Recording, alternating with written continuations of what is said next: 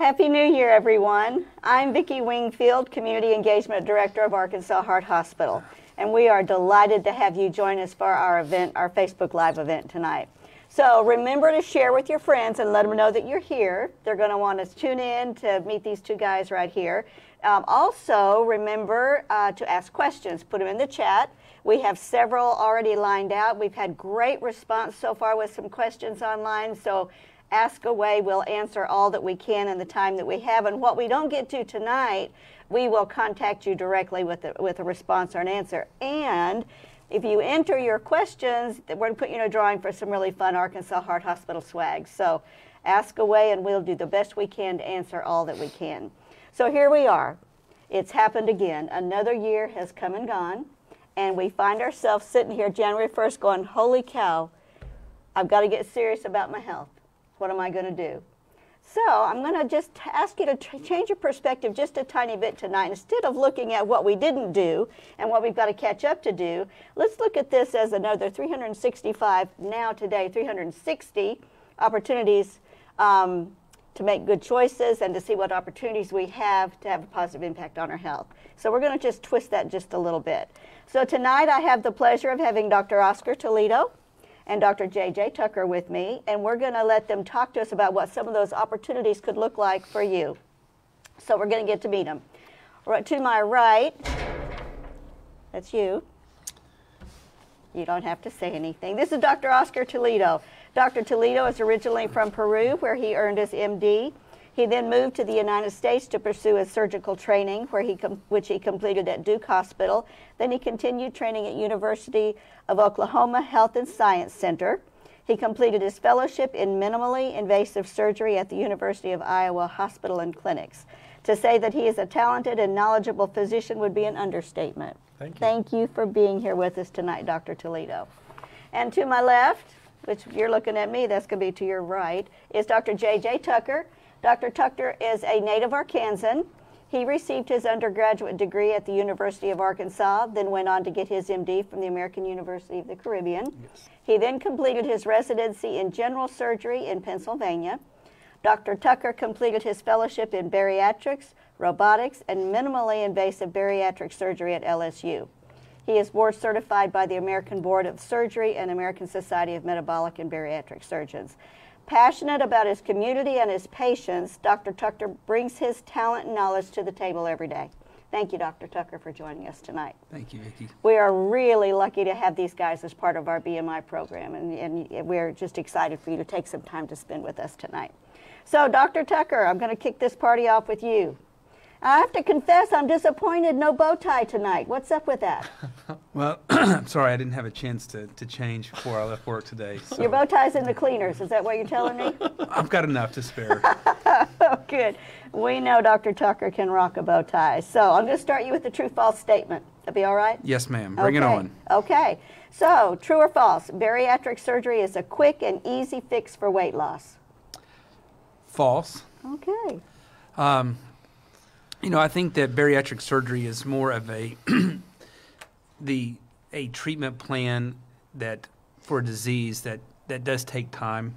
You know, and because I believe it starts really at the first visit. Okay, you know, surgery is something that we get to at a sort of an agreed upon time, but to really be successful using the operation, I think that the patient has to be very knowledgeable beforehand about the lifestyle changes to after surgery to be consistent. We also focus a lot on, say, lifestyle changes prior to surgery. You know, people, I don't like to use the word diet in those conversations, but it is, I sort of say, a lot of education. I do think nutrition is kind of a complicated and complex field, and trying to sift through really what we mean to be more nutritious, to be healthier, and how that integrates into your life. Great. So truly anything that we do that's worth doing to bring change is going to require some work. Yes, ma'am. It is. So Dr. Toledo, would you talk to us about the types of surgeries that we do? I think we're going to have a graphic that will display as you explain. Yeah. So the bariatric center, we perform 2 surgeries. We do both laparoscopically, minimally invasive, which is a standard of care. We do the laparoscopic gastric bypass, and we do the laparoscopic gastric sleeve. What makes those options better than say the lap band? Well, the laparoscopic gastric band is a topic that I can talk for a minute about that, but people should not be getting that. Okay. Okay. Why? Because the rate of complications is super high, and because at the end of the day, you will probably be needing that band to be removed. Okay. What we do at the BMI Center is we take bands out. Oh. Yes. Very interesting. And not just that, but we would also have talk with the patients who are getting the bands out about converting them to a different bariatric procedure if they decide to do so. Okay. Very good. Are there different criterias between the three, the sleeve and the other and the lap band? Are there different criterias, or do we have similar criteria? It's similar criteria that makes the cut for bariatric and metabolic surgery, which is a BMI of 35 plus comorbidities or associated diseases, or just a BMI above 40. But like I said, the lap band should not be used anymore, and there's diseases that are associated to obesity that might push us in one direction or another. Okay. For example, diabetes or reflux sometimes better served with a gastric bypass. Okay. Patients with Crohn's disease or an abdomen that has had multiple surgeries might be better served with a sleeve. Okay. So on and so forth. So we look at all of that. Yeah. So now, really excited that the BMI program recently received national accreditation from the Metabolic and Bariatric Surgery Accreditation and Quality Improvement Program. That's a mouthful. I think all that means is we are now a bariatric center of excellence. Why is this important? This is very important because it gives us like a standard of excellence. Like, we have met all the requirements, so we are up there. And number two, and this is important for all the patients, everybody's seeing us, is that now more insurances will cover this procedure for y'all, because some insurances only cover the procedure if it is done in a center of excellence, which we now are. So that opens up a whole new avenue of patients for us, those that have been looking to get it but couldn't because we didn't carry that Center of Excellence brand. That's exciting, and we're excited for our patients that we can now offer that. So Dr. Tucker, is it true or false that bariatric surgery is only for those who need to lose 100 pounds or more? That is also false. I think every patient has a right to decide at what point they need to feel healthy. I will tell you that I really hope that over time, we do see, as Dr. Toledo mentioned, a BMI of 35 plus comorbidity, but obesity starts at a BMI of 30. Okay. And I do think that over time we may see the insurance companies, I would like to see them move that number. I tell people obesity is a disease, and you would never fail to treat a disease until it got worse for any other reason.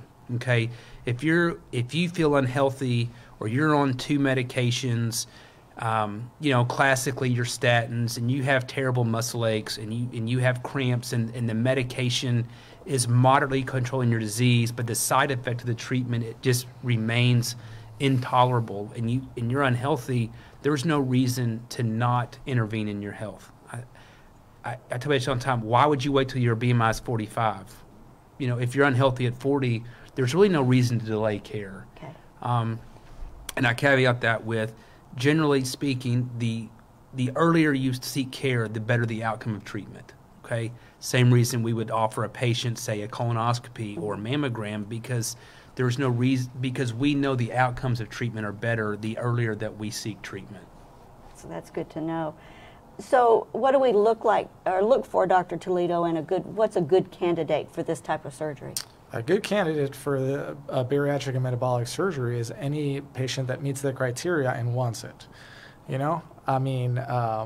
will try and we will strive to get every patient in their best health possible before surgery. So we will order some tests You'll see some people will need to see a cardiologist, or will need a sleep study, will get some labs. The point of this pre-op workup is to get you to the best the best health possible before undergoing the surgery. The better we can get them prepared, the better the outcome, and the smoother that recovery is going to be. Yeah. So do they need a physician referral? No, they do not. They just need a willingness to work hard to make some changes. Yeah.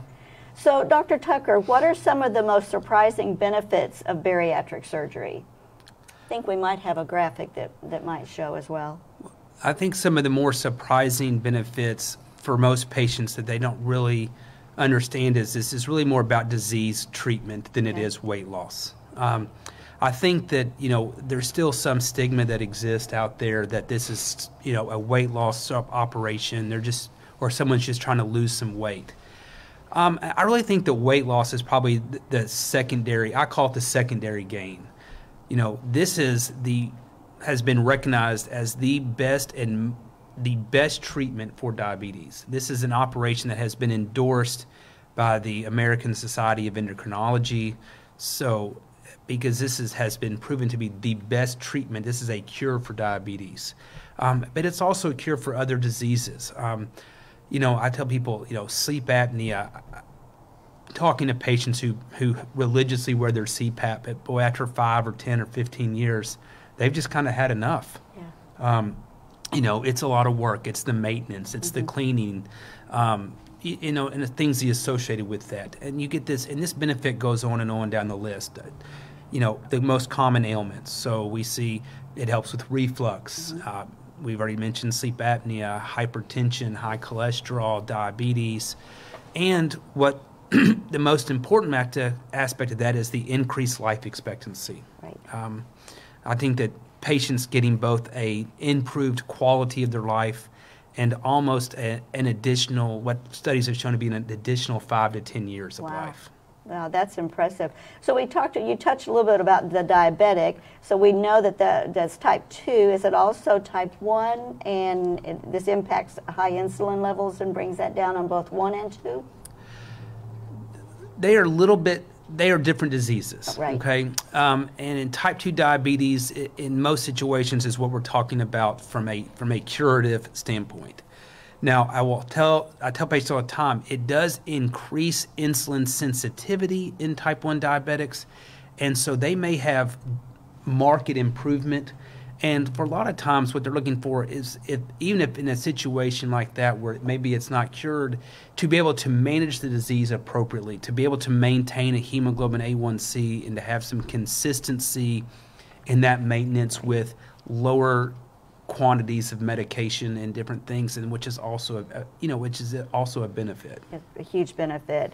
Well, thank you so much. We're going to take a quick break, and when we come back, we're going to visit with Dr. Tucker and his patient Gary. We're delighted to have Gary share his story with us tonight. So grab a snack, a healthy one, wink, wink, nod, nod, and come back for some more great conversation. What is the Bariatric and Metabolic Institute? It's the only place like it in the region, where our comprehensive team comes together to provide weight loss surgery and support. BMI is home to surgeons, dietitians, psychologists, and more. All backed by the strength of Arkansas Heart Hospital.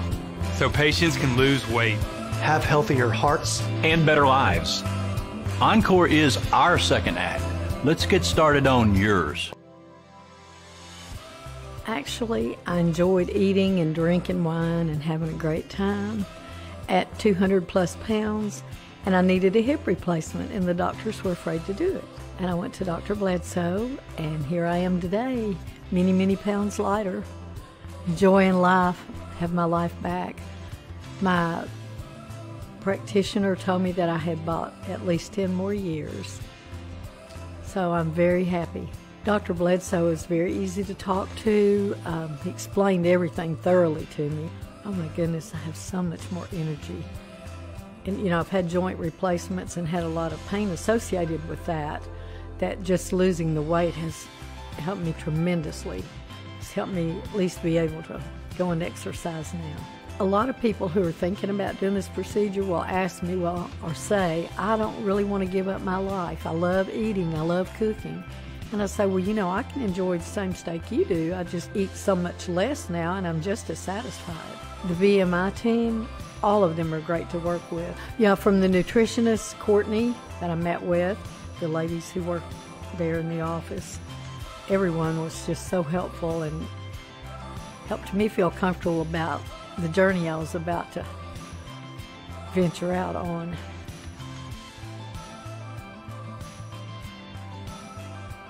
And welcome back. And I know everybody grabbed a bottle of water and an apple, don't you think?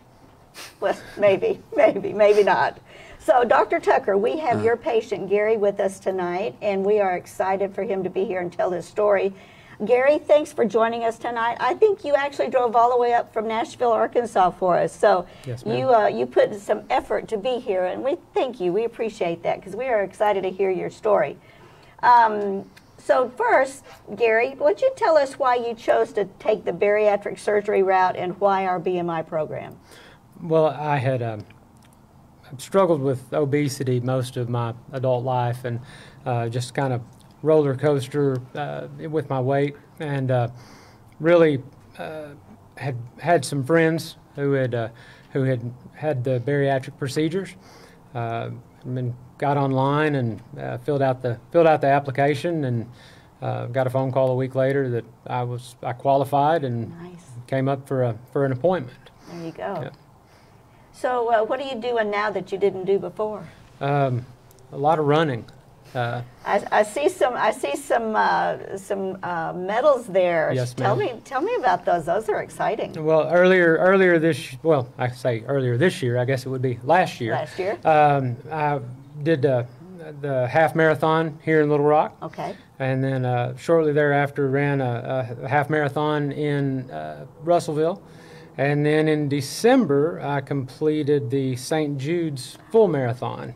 Wow. So, yes, ma'am. Do you have the St. Jude's with you? Yes, Hold ma'am. that one up. That's pretty impressive. Yes. Yep. Nice. Well, congratulations. That's Thank hard you. work, and what a benefit and what a reward for you that you can do that now. Absolutely. I would say comfortably, but I don't think running's comfortable at any point in time. So, kudos to you. Thank you. Let me ask you this.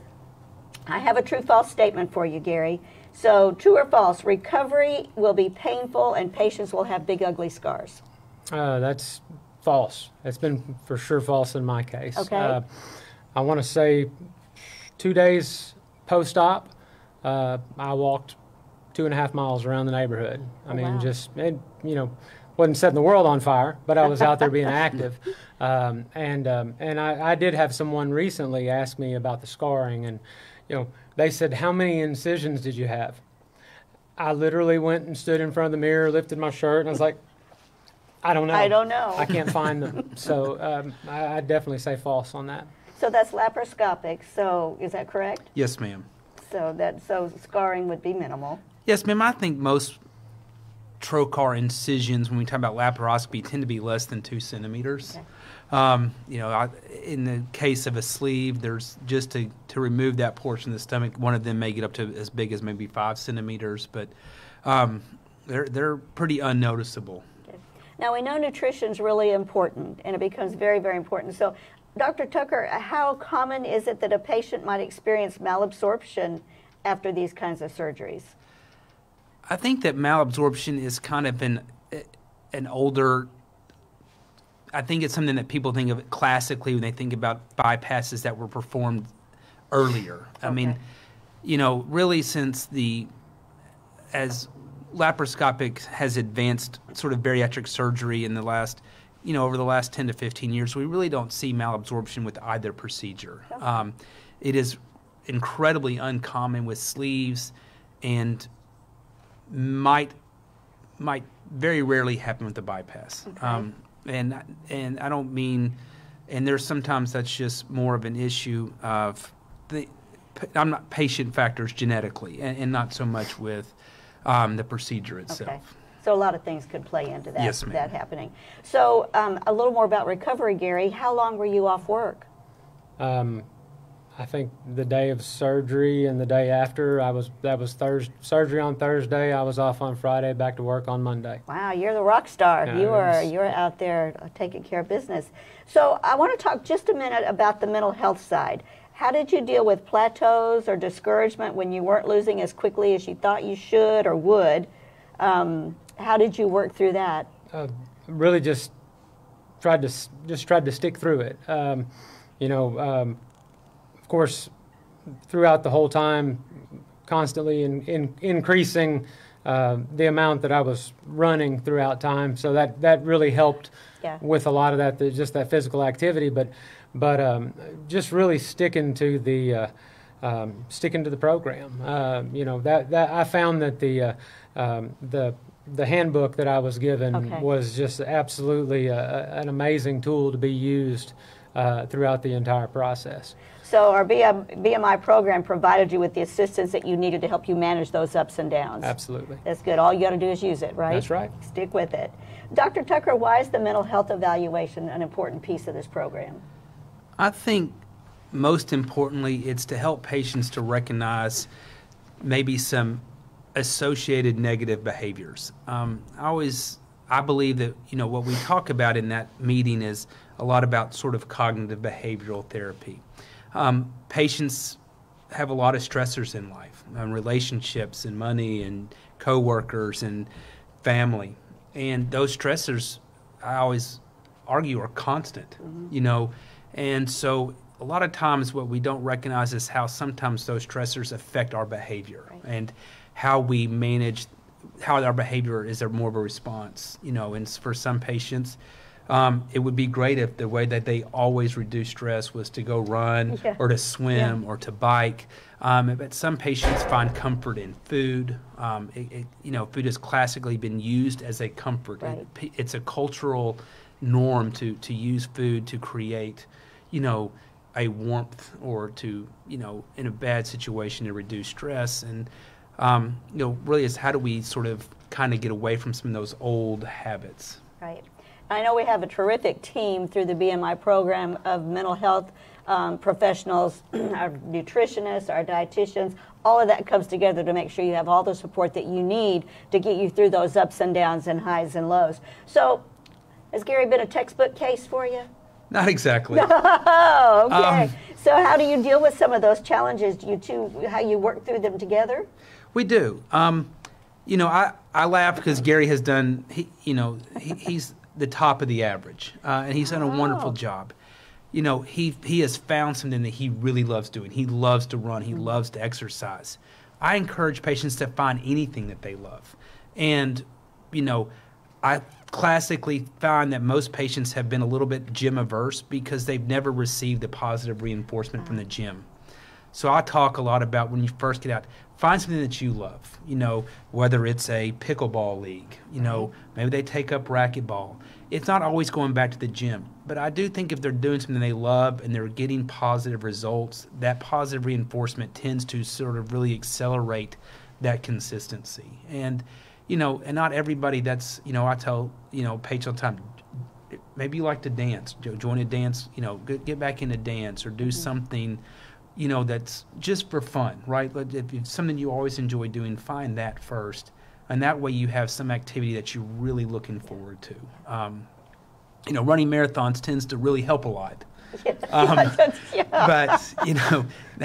but I also think, it's glad that that's the thing he loves. Right. And, and you want to encourage that. And you want to help people find that activity.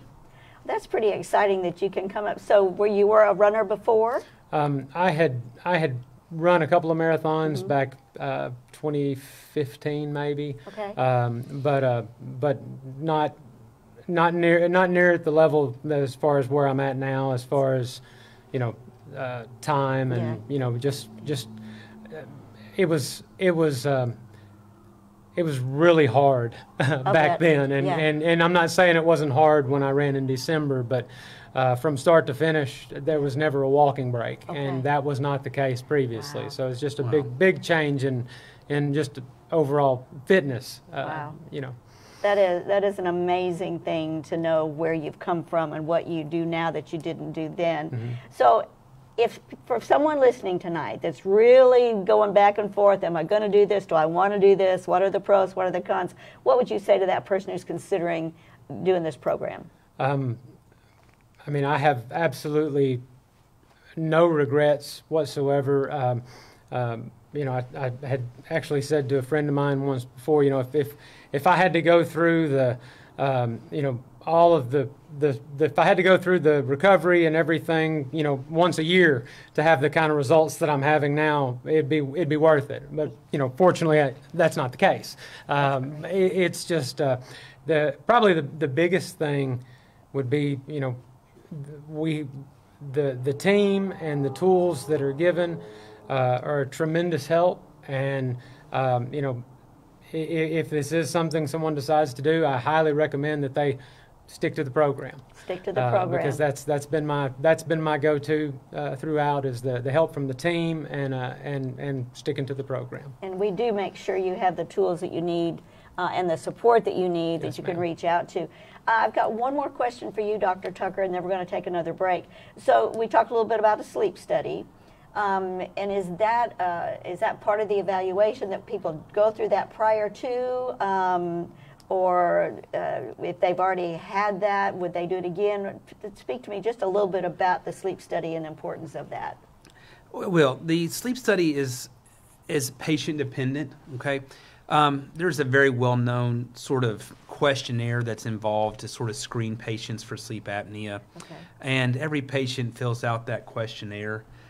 Because, again, Dr. Toledo said earlier that we're trying to get patients healthy.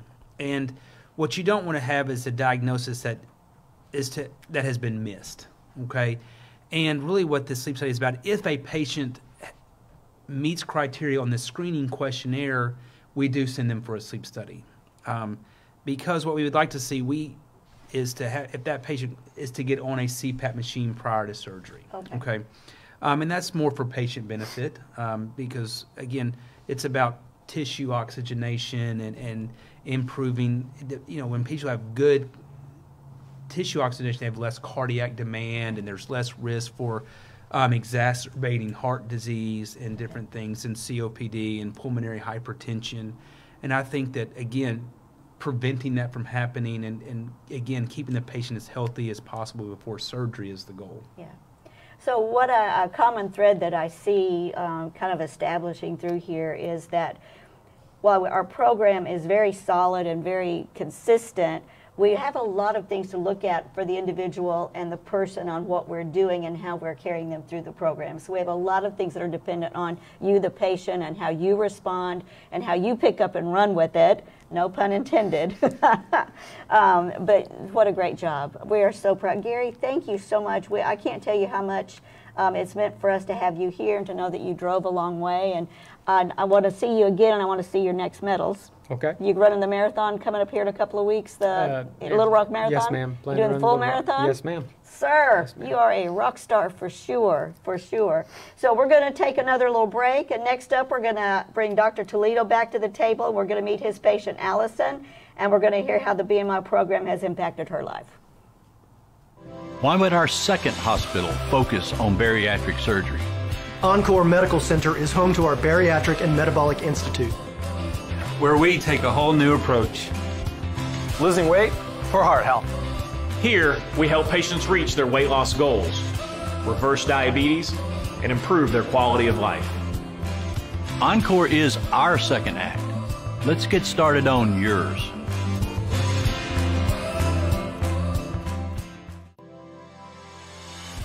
So I'm Taylor. I had bariatric surgery. I had the vertical sleeve gastrectomy, and I have lost 225 pounds. Before, in high school, I was really involved in softball, and then all of a sudden I just started gaining a ton of weight and had to stop because I was having really bad heart problems. It was my junior year or sophomore year of college when I decided to have surgery. And ever since then, it's been a life changer. I have so much more energy. I can go out on hikes or walks and not worry about, am I going to get tired? Am I going to be able to make it through? So it's been incredible. I've struggled with overweight, like being overweight my whole life. Being able to do it at such a young age gave me the confidence and the courage that I needed to succeed in life. Dr. Bledsoe is an amazing doctor. He never made me feel judged or uncomfortable. He wanted to make sure that I wanted this in every way possible and that I was doing the right thing for me because I was so young. The BMI team is absolutely amazing. They are always there. When you walk into the clinic, it feels like family. It feels like home. Everyone is so encouraging and so motivating, and it's unlike any other doctor's office I've ever been to.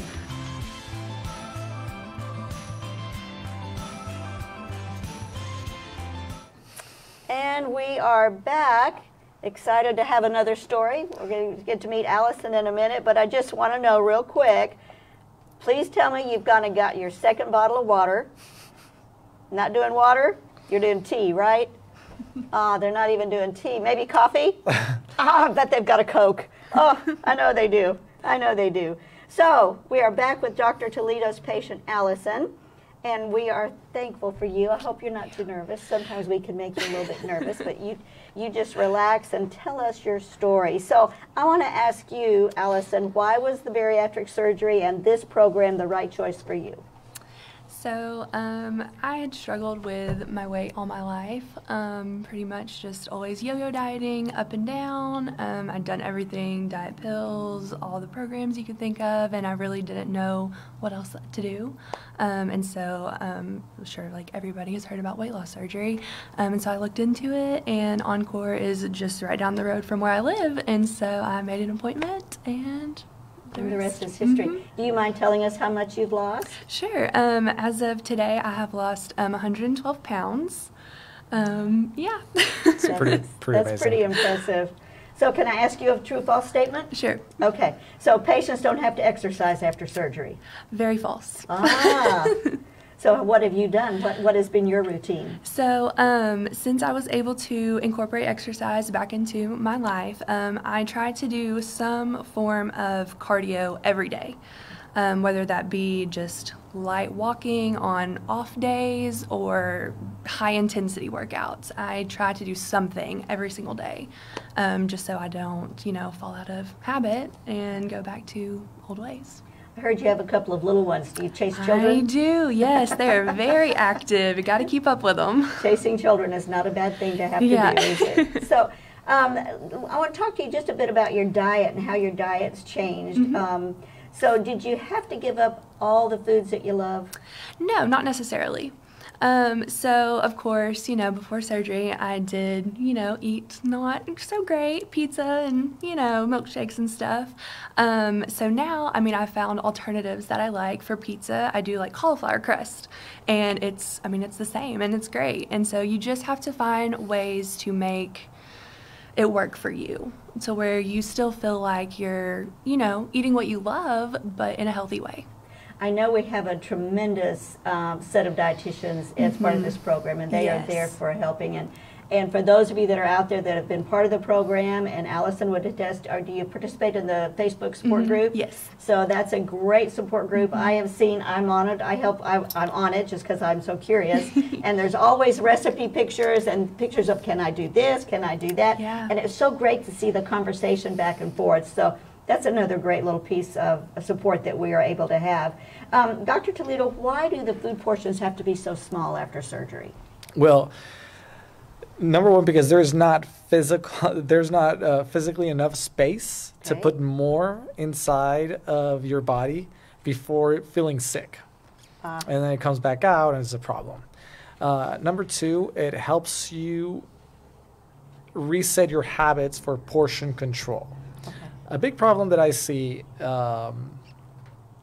in the world is the size of our portions. You go to the movies, you ask for a medium soda or Coke or whatever, and they bring you a bathtub. That's right. And so and so culturally, that's what we're used to as, oh, that's a portion for one, when it is really much not. So it helps with that. It also helps you prioritize what it is that you're going to put into your system. Because if you're going to get full fast, you have to put what is, the most beneficial things. So you start with the proteins, and then you do the veggies, and then if you have more space and you still feel like it, you can do some carbs. So it helps on all those fronts.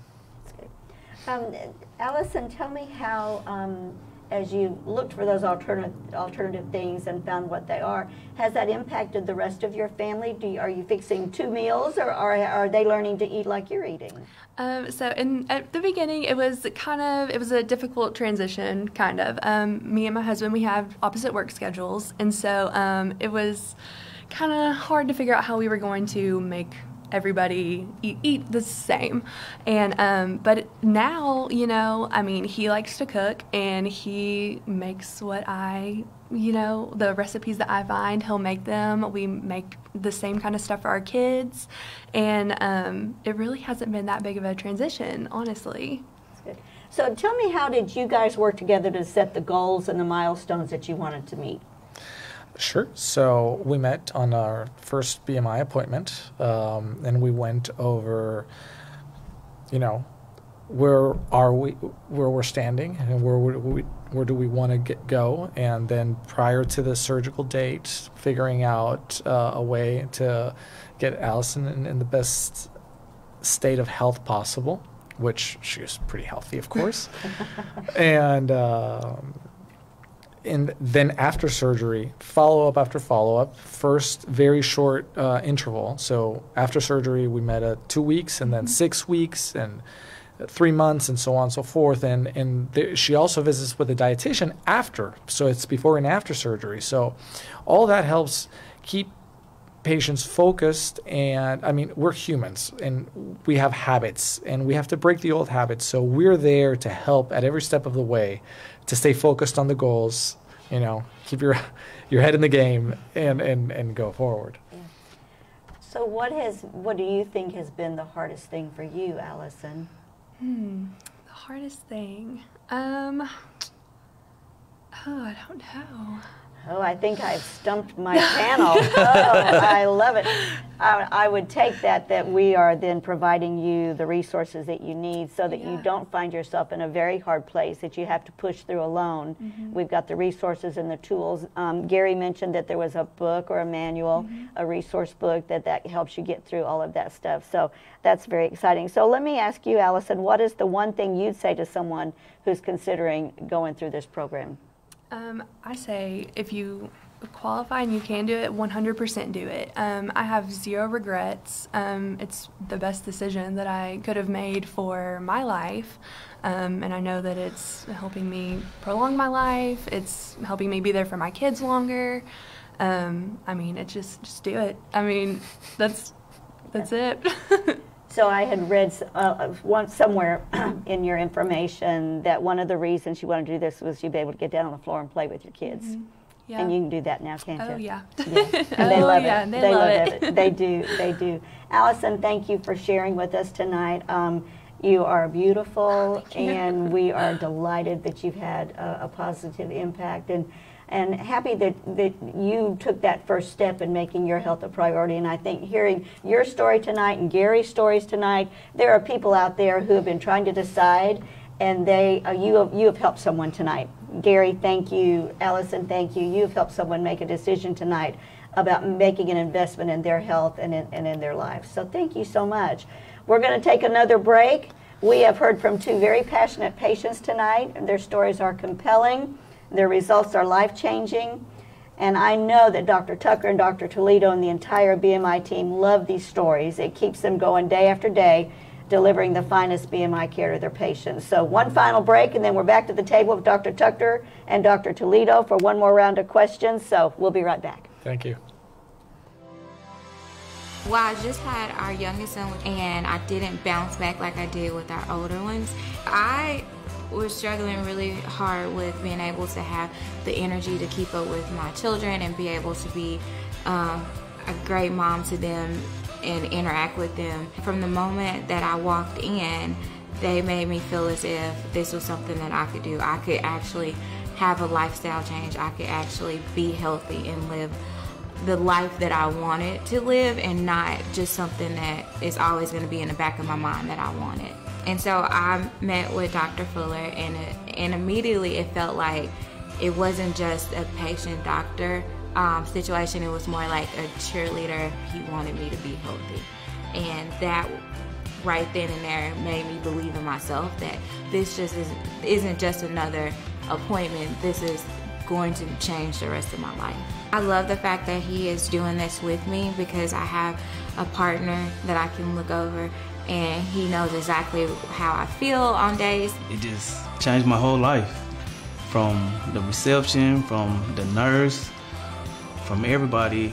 Every time I come in, they always happy to see me. We love Courtney. The way that she breaks down nutrition and teaches us gave us a total different knowledge of how we could eat. And I love the fact that she is a lifelong asset. It's not just after we had the surgery, then she disappeared. She'll be there coaching us for the rest of our life. Once we checked out from surgery, they were committed to us just like we're committed to them in this journey.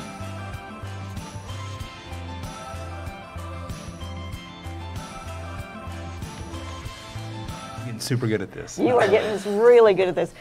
We're creating a monster. You're going to want to do this all the time. I know you are. He's going to ask to do one next week. We're back on. We're back. Then I need to behave myself. We're back. Thanks for joining us tonight. I am Vicki Wingfield with Arkansas Heart Hospital, and it's our pleasure to spend some time with you learning about the Bariatric and Metabolic Institute of Arkansas Heart Hospital. We have one final round, and the doctors have returned to join me. And Dr. Toledo, we are hearing about a lot of people traveling to other places, inside and outside the U.S., for this kind of surgery. Can you tell me your thoughts on that, please? Yeah. I know the place I work in, and I know the level of excellence that it brings and that we all bring to our patients. And I do not know about the other places. So that makes it really easy for me to decide and also to recommend to everybody out there, if you're thinking about it, do it at our institution. We're a center of excellence, and I would definitely undergo surgery by any of my partners. This is a good place. So if they go to one of these other places, we don't know if they have the same level of support? Correct. We don't know same level of support, follow-up, if they have in-house dietitian psychologists, the ancillary teams that it takes to make this as successful as possible. Not just to follow up with us, not just us, the surgeons, but everybody else that comes around. Even from before, even at the level of the preparation for surgery, even if you don't know if you qualify, we will tell you. Right. You know, we will figure out insurances, we'll tell you if you qualify. If you're sitting in front of one of us in a consultation, it means that you're covered. So you go into that pipeline. So, Dr. Tucker, we had an online question from someone who'd had the sleeve surgery, lost 125 pounds, but was still suffering swelling in legs and stomach. How common is it to have a lingering issue, and what might cause something like that? I think that one of the things you'd have to think about is kind of where the starting point was. If, the patient was having leg swelling before surgery, and, there may be some situations where they have some chronic venous occlusive disease that is a consequence of long-standing obesity. Okay. Things that we see leg swelling with, deep venous reflux disease or valvular insufficiency in the venous system. Some people have lymphedema, which is a little bit different, and that may result again.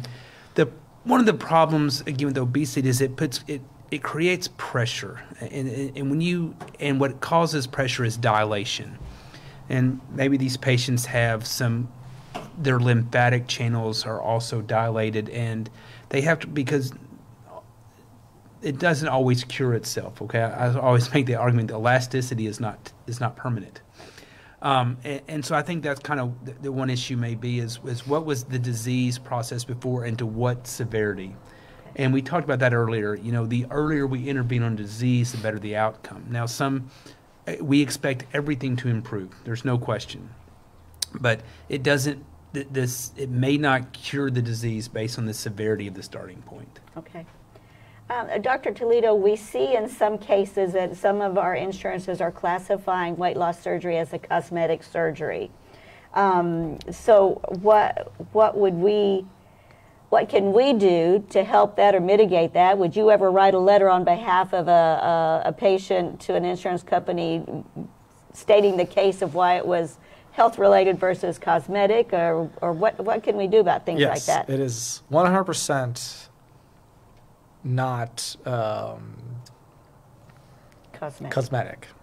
This is the best thing we have for obesity and metabolic disease, like Dr. Tucker was saying earlier. This is the gold standard.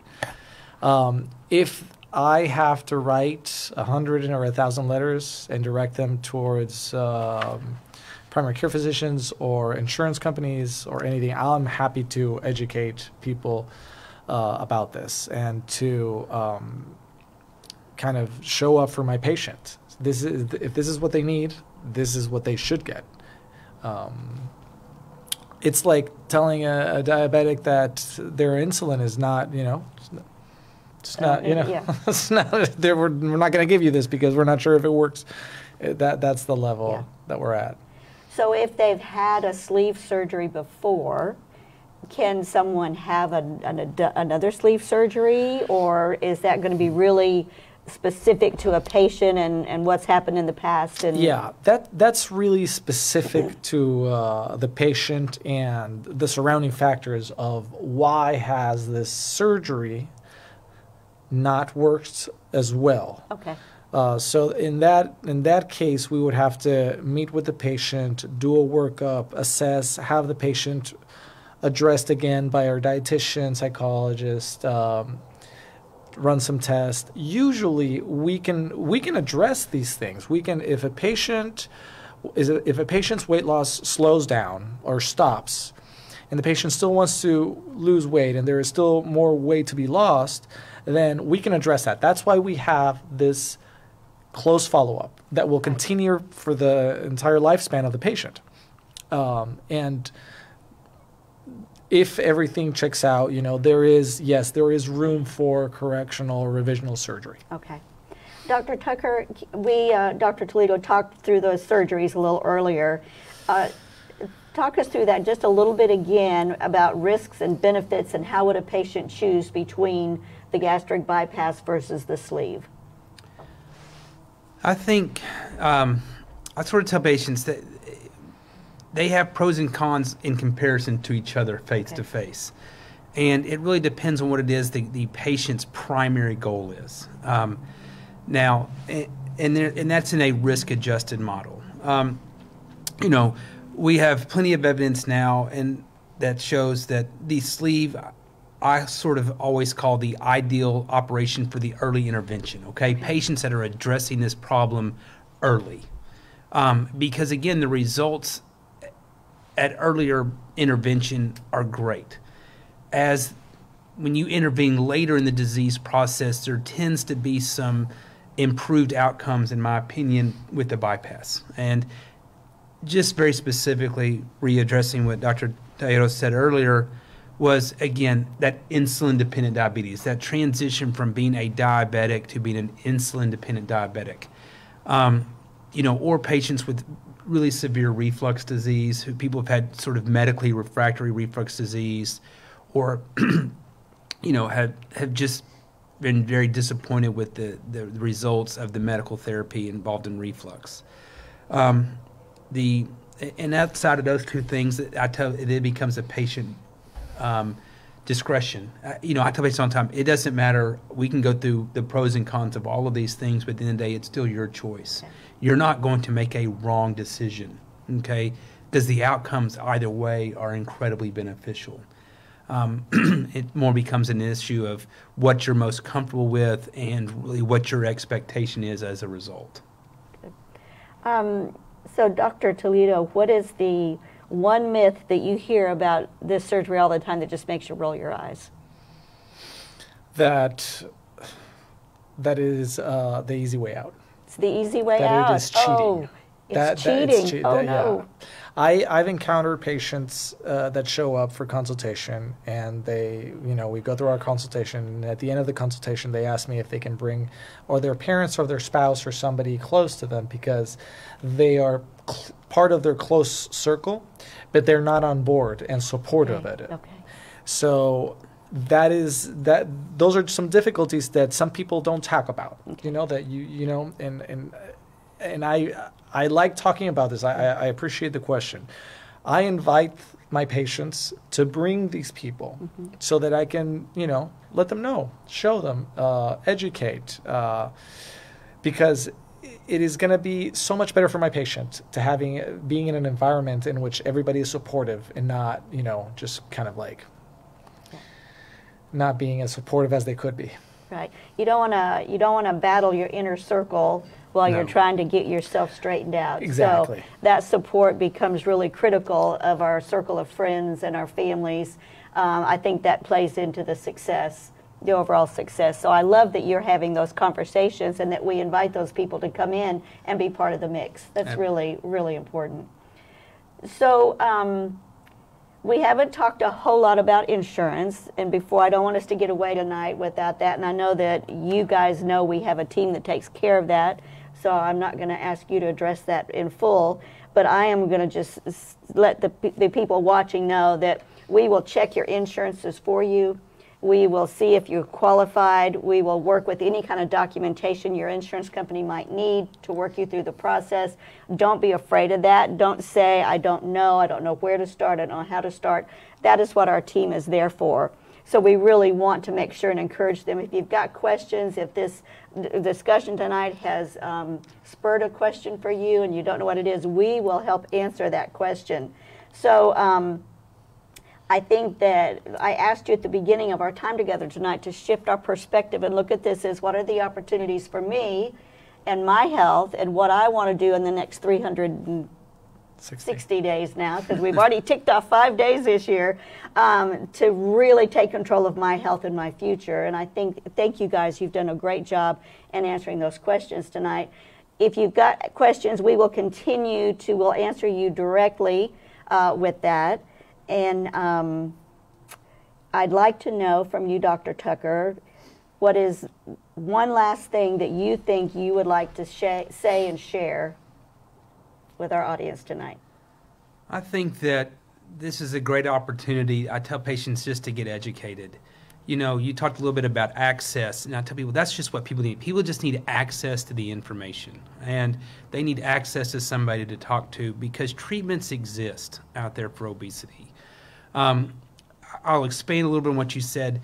For the patients, from our standpoint, access, we said earlier, no, you do not need a patient referral from a physician. Right.